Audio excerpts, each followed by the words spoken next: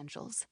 She was 35, and the last 12 years of her life had been spent with a shiny badge riding on her hip. The gold shield was topped by an open-winged eagle, and below that was Justitia, holding her scales and sword. It was fitting, Pine thought, that a female was depicted on the badge of the preeminent law enforcement agency in the world. She had relinquished her Glock 23 pistol to the guards.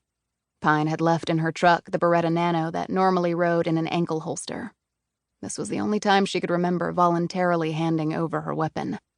But America's only federal supermax had its own set of rules by which she had to abide if she wanted to get inside, and she very much did. She was tall, over 5'11" in her bare feet. Her height had come from her mother, who was an even 6 feet. Despite her stature, Pine was hardly lithe or willowy. She would never grace a runway or magazine cover as a stick-thin model.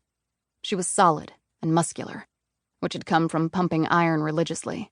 Her thighs, calves, and glutes were rocks, her shoulders and delts sculpted, her arms ropey with long cords of muscle, and her core was iron. She also had competed in MMA and kickboxing, and had learned pretty much every way that a smaller person could take on and subdue a larger one. All of these skills had been learned and enhanced with one aim in mind: survival, while toiling in what was largely a man's world. And physical strength, and the toughness and confidence that came with it, was a necessity. Her features were angular, and came together in a particularly attractive, almost bewitching manner. She had dark hair that fell to shoulder length, and murky blue eyes that gave the impression of great depth. She had never been to Florence before, and as she was escorted down the hall by 2 burly guards who hadn't uttered a word to her, the first thing that struck Pine was the almost eerie calm and quiet. As a federal agent, she had visited many prisons before. They were normally a cacophony of noise, screams, catcalls, curses, trash talk, insults and threats, with fingers curled around bars and menacing looks coming out of the cell's darkness. If you weren't an animal before you went to a max prison, you would be one by the time you got out, or else you'd be dead. It was Lord of the Flies, with steel doors and flush toilets.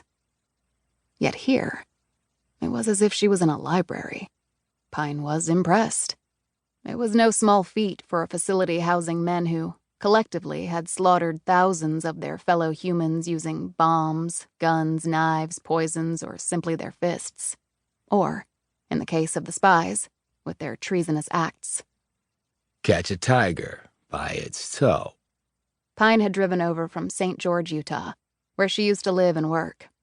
In doing so, she'd motored across the entire state of Utah and half of Colorado. Her navigation device had told her it would take a little more than 11 hours to traverse the 650 miles. She had done it in under 10, having the benefit of a lead foot, a big-ass engine in her SUV, and a radar detector to get through the inevitable speed traps. She'd stopped once to use a restroom and to grab something to eat for the road. Other than that, it had been pedal to the floor mat. She could have flown into Denver and driven down from there, but she had some time off, and she wanted to think about what she would do when she got to her destination, and a long drive through vast and empty stretches of America allowed her to do just that. Having grown up in the East, she'd spent the majority of her professional life in the open plains of the American Southwest. She hoped to spend the rest of it there because she loved the outdoor lifestyle and the wide open spaces. After a few years at the Bureau, Pine had had her pick of assignments. This had been the case for only one reason. She was willing to go where no other agent wanted to.